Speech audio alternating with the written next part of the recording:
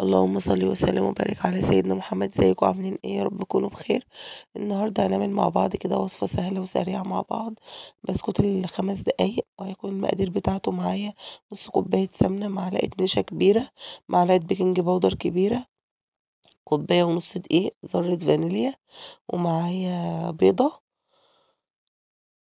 ونص كوباية سكر.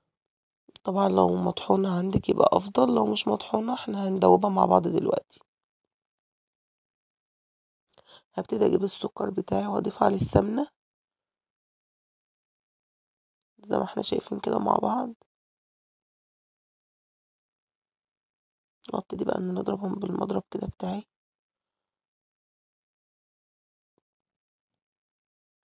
على فكرة هي سريعة، ولادك هيحبوها، ووصفة سهلة وبسيطة جدا.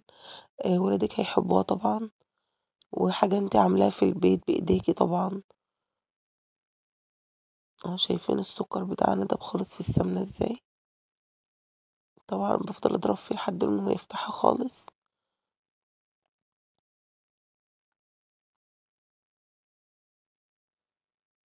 بعد كده هنزل بالبيضة بتاعتي، وعليها ذرة الفانيليا بتاعتنا، او يعني بمعنى اصح كيس فانيليا.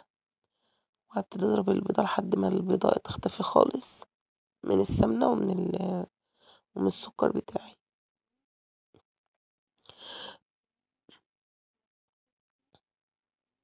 وهنزل بقى بكوباية ونص دقيق بتوعي، هنخلهم طبعا كده بالشكل ده. طبعا الدقيق بتاعنا لما بنخله في العادي بيبقى بيدينا نتيجة كويسة جدا في كل حاجة، في الكيكات، في البسكوتات، في أي حاجة عموما. وهنزل برضو بذرة الملح والبيكنج باودر ومعلقة النشا زي ما احنا شايفين كده مع بعض. وهبتدي ان انا اخلط الخليط بقى كله مع بعضه كده. هو فعلا بسكوت ال5 دقايق فعلا مخدش مننا وقت خالص.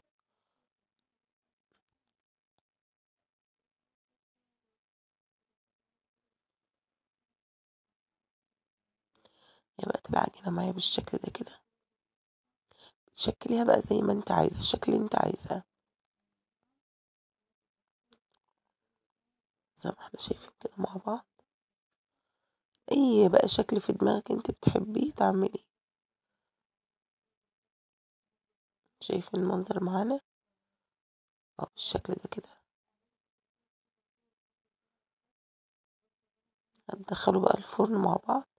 ده الشكل النهائي بتاعنا. يا رب يكون الفيديو عجبكم وما كنتش طولت عليكم. ولو عجبكم الفيديو متنسوناش بلايك واشتراك في القناة عشان يوصلكم كل جديد. واشوفكم على خير ان شاء الله. شايفين القرمشة؟